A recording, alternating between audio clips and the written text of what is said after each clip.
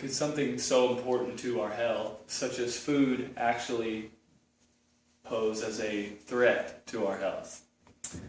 With genetically modified foods bringing much controversy to the United States as well as other countries such as Europe, we will take a look at what's going on to figure out what is being done with these two issues in these two countries.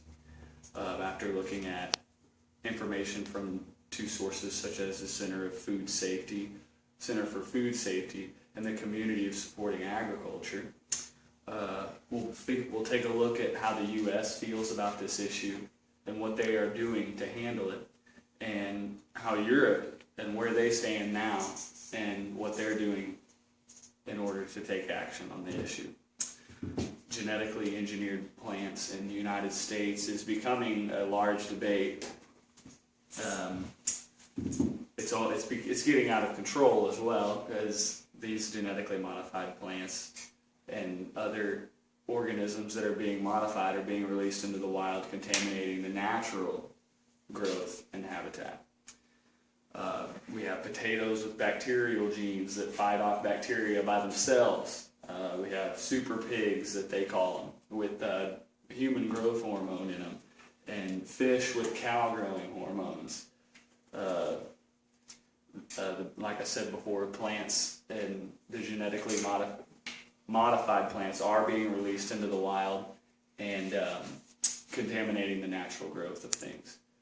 Today in the United States, well over 80% of corn, cotton, soy, and processed foods such as Cokes or crackers or chips or anything are all genetically modified and available to the public.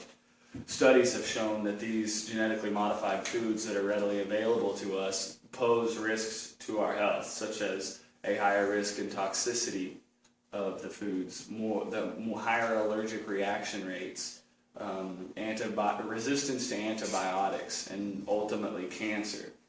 The effects on the environment are literally uncontrollable, and as far as doing anything about it, the United States Congress and the government are almost doing nothing. They definitely see it helping the economy and that stuff. And for the people that are worried about the genetically modification of foods, are worried that the Congress is not doing anything when they're using laws that are already in place years back before that were not intended to control problems such as this. The public is losing faith in the government this way. The government is still allowing new genetically modified foods to pass, knowing that they could be dangerous, but ultimately believing that they're going to help the economy. The Center for Food Safety is continuing to attempt to contain the use of these genetically modified foods and preserve the natural habitat of things and try to get these foods labeled on the shelves. With this being said, the debate in the United States continues to grow, and we'll take a look at Europe and what they are doing. The community-supported agriculture indicates that Europe has already undergone two food scares. The first one being mad cow disease, the second one dioxin-tainted foods.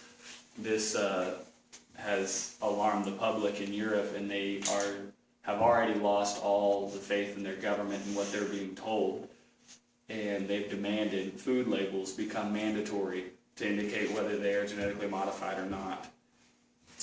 The European Union wants to preserve a more organic lifestyle and do away with the genetically modified foods, and they indicate that the only people benefiting from the genetically modified foods are the biotech companies that are supplying these modifications, and thus after time the traditional farmer will become non-existent.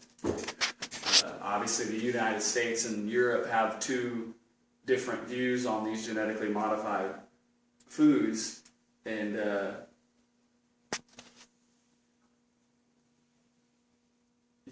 ultimately the United States people are going to have to take a little more affirmative action if they're as worried as they think they are, and do a little bit more like the European citizens are, and demand change, demand answers on whether or not that they are harmful or not, and if we're going to preserve a healthy future.